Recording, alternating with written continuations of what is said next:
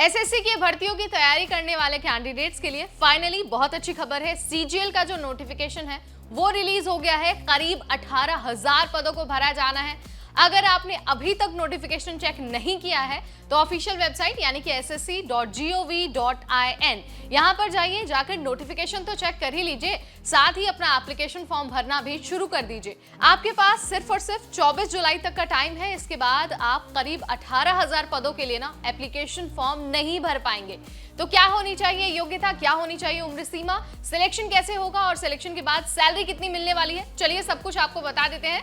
क्योंकि सीजीएल एक ऐसी भर्ती है जिसके लिए लाखों कैंडिडेट्स हर साल अप्लाई करते हैं।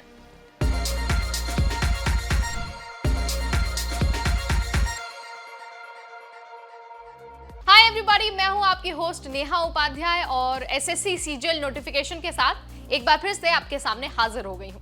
बता ही दिया है मैंने आपको, रात को जो नोटिफिकेशन है सीजीएल का वो लाइव हो गया है ऑफिशियल वेबसाइट पर। आप जाकर चेक कर सकते हैं और साथ ही जो एप्लीकेशन का प्रोसेस है ना वो भी शुरू कर सकते हैं। लेकिन आपको ध्यान रखना है कि सबसे पहले आपको ओटीआर कंप्लीट करना है, यानी कि वन टाइम रजिस्ट्रेशन।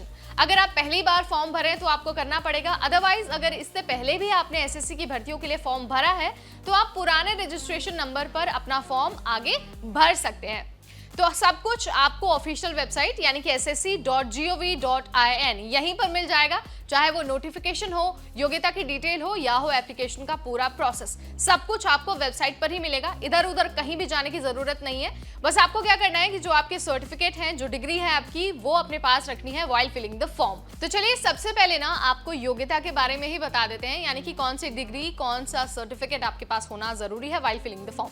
तो देखिए, क्योंकि इस एग्जाम का नाम ही है कंबाइंड ग्रेजुएट लेवल एग्जाम, तो जाहिर सी बात है आपके पास फॉर्म भरते वक्त ग्रेजुएशन का सर्टिफिकेट होना चाहिए। वैसे तो हर पोस्ट के लिए जो क्वालिफिकेशन है अलग अलग है, ज्यादातर पोस्ट के लिए ग्रेजुएशन है, लेकिन कुछ ऐसे भी पोस्ट हैं जिनके लिए कुछ खास योग्यता मांगी गई है। फॉर एग्जाम्पल, जो जूनियर स्टैटिस्टिकल ऑफिसर है ना, उस पोस्ट पर अगर आपको अप्लाई करना है तो आपके पास ग्रेजुएशन का तो सर्टिफिकेट होना ही चाहिए।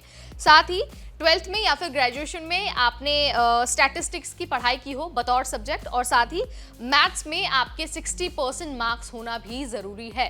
सो बेटर होगा कि आप जिस भी पोस्ट के लिए अप्लाई कर रहे हैं आप उसकी डिटेल चेक कर लीजिए। हमने आपको जो मोटा मोटी आइडिया है वो दे दिया है। अब आपकी जिम्मेदारी है कि आप वेबसाइट पर जाएं, नोटिफिकेशन डाउनलोड करें और अपनी योग्यता के अनुसार फॉर्म भरें। एज लिमिट की अगर हम बात करते हैं तो क्वालिफिकेशन की तरह ही हर पद के लिए जो एज लिमिट है अलग अलग है। किसी पोस्ट के लिए 18 से 30 साल है, किसी पोस्ट के लिए 20 से 30 साल है और किसी पोस्ट के लिए 18 साल से 27 साल है। तो आप अपने जो पोस्ट है उसके अकॉर्डिंग एज लिमिट चेक कर सकते हैं। इसके बाद आपको एप्लीकेशन फीस के बारे में भी बता देते हैं, क्योंकि आपको पता ही है चाहे सरकारी नौकरी हो, कोई भी कॉम्पिटिटिव एग्जाम हो, फॉर्म भरते वक्त आपको फीस देनी ही होगी। हर कैटेगरी के उम्मीदवार के लिए जो फीस है ना वो 100 रुपए रखी गई है, लेकिन जो रिजर्व कैटेगरी के कैंडिडेट हैं और जो विमेन कैंडिडेट हैं उनको फॉर्म भरते वक्त कोई फीस नहीं देनी है। बस अपनी डिटेल अपलोड करनी है, जो भी डॉक्यूमेंट मांगा गया है वो अपलोड करना है और उसे जो फॉर्म है उसे कर देना है सबमिट। आपका एप्लीकेशन का प्रोसेस पूरा हो जाएगा। लेकिन जो जनरल कैटेगरी के उम्मीदवार हैं, जो मेल कैंडिडेट हैं, उनको 100 रुपए एप्लीकेशन फीस देनी होगी। अगर आप फीस नहीं भरते हैं तो जो आपका फॉर्म है ना वो एक्सेप्ट नहीं किया जाएगा। इस बात का आपको बहुत अच्छे से ध्यान रखना है। सिलेक्शन के लिए आपको पता ही है रिटन एग्जाम देना होगा आपको, उसके बाद आपका डॉक्यूमेंट वेरिफिकेशन होगा, मेडिकल टेस्ट होगा और फाइनल मेरिट लिस्ट जब आएगी तभी आपको फाइनली सिलेक्टेड माना जाएगा। और जो भी कैंडिडेट सिलेक्टेड होंगे उनके पास उनका जॉइनिंग लेटर भेज दिया जाएगा। अब आपको एक बार सैलरी का भी आइडिया दे देते हैं, क्योंकि इतनी अच्छी भर्ती है, जो नंबर ऑफ पोस्ट है वो भी बहुत अमेजिंग है, लाखों छात्र अप्लाई करते हैं और जो इसकी सैलरी है वो भी बहुत अमेजिंग है। सो हर पोस्ट के लिए जो सैलरी है वो भी अलग अलग है। अगर मैं आपको मोटा मोटी आइडिया दूं तो आपको 35,400 रुपए से हर महीने 1,42,400 रुपए तक की सैलरी मिल सकती है। ये सिर्फ बेसिक सैलरी है। इसके अलावा जो भी पर्क्स मिलते हैं, जो भी अलाउंसेस मिलते हैं, बेनिफिट्स मिलते हैं लाइक टीए, डीए, एचआरए और जो दूसरे अलाउंसेस हैं वो भी आपको सिलेक्शन के बाद मिलने वाला है। तो आप किस चीज का इंतजार कर रहे हैं? फटाफट वेबसाइट पर जाइए, फॉर्म भर दीजिए और इतनी अमेजिंग सी भर्ती का हिस्सा बन जाइए।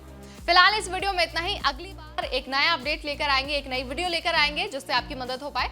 तब तक मुझे यानी नेहा को दीजिए इजाजत। Keep watching NBT tech it.